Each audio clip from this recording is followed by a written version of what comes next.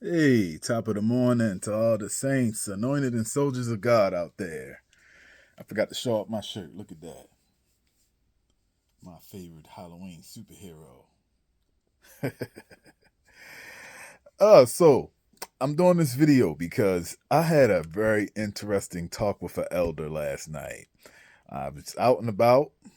I ran into this elder. He's a painter. I forgot his name. But um, he was a well-studied man. Um, and he's studied under a lot of different teachers, and we were just kind of going back and forth about different things. And I just wanted to share with some of the stuff me and him was talking about. So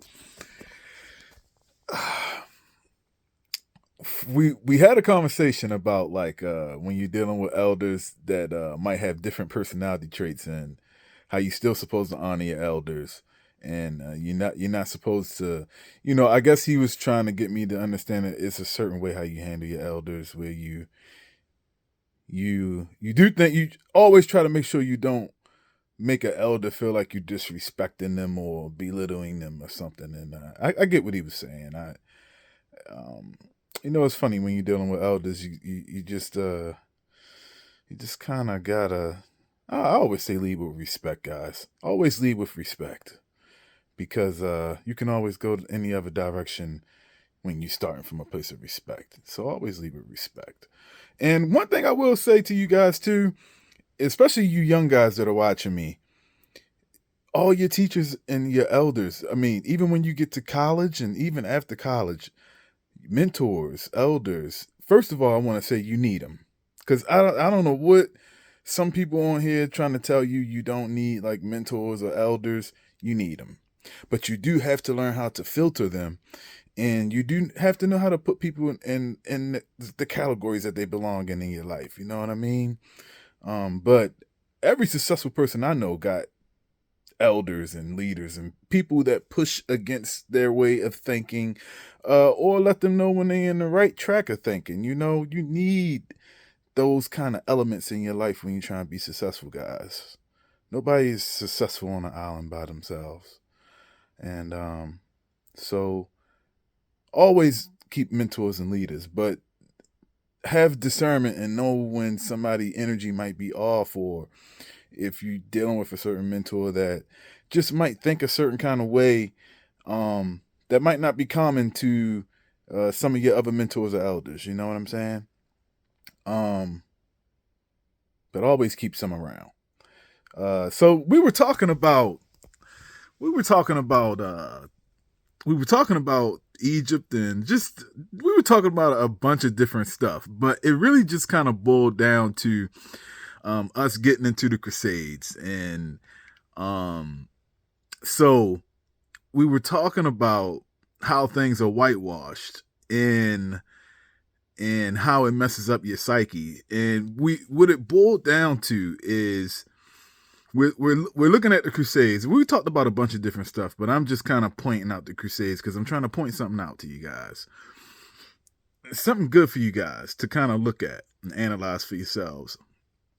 When you're dealing with white supremacy and just pushing of just whiteness, right?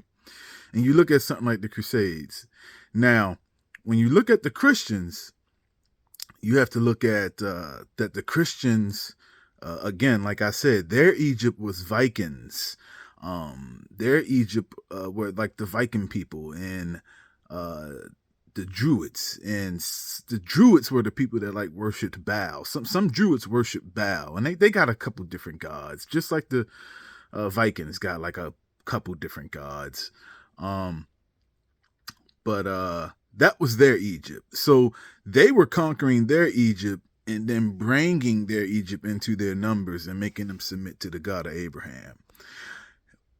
So then you got the Muslims. Now the Muslims are on the other side of the world. They're in Africa. Now they are over in Africa, and they're soaking up the Egyptians and just all the different people over there that are practicing different religions outside of the God of Abraham. Now, the Palestinians, like the ones that are being slaughtered right now, those guys say that back then in the Crusades, that the Israelites, the Jews, were black back then in the Crusades, because the Christians came to take over Jerusalem, Palestine, that area over there. The Muslims came in defense of the Israelite Jews to come help them and save them back in the Crusades. The issue is, when you're growing up, you get told and you get images that the white people were the Templars, the Christian Knights. You get told that the white people were the Israelites, Jews. You get told that the white people, and that some of the Muslims were fair-skinned, light-skinned. And this is what they push on us, to make us dark-skinned people feel like we had no place. It's impossible, guys. It's impossible for the Crusades to have happened. You got one group soaking up, I'm going to just say, all this whiteness. And you got this other group soaking up all this blackness. Then they're saying that the Israelites that were there were black-skinned. This is what the Palestinians be saying. They say that the Israelites back then in the Crusades were black-skinned, and then they came back white. That's what they say. And I'm in tune to believe them at this point in my life with the knowledge that I'm learning, because none of it makes sense.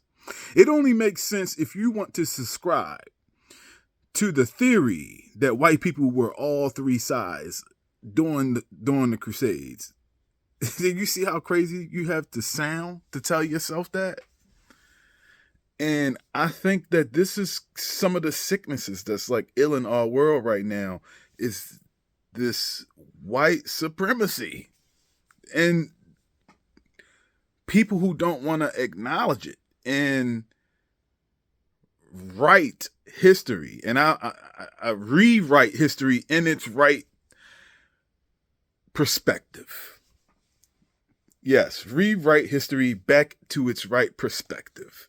It is impossible that white people were the Christians, the Templars, the Israelites, and that the whole Muslims, all the Muslims were fair-skinned Muslims during the Crusades. That's impossible, guys.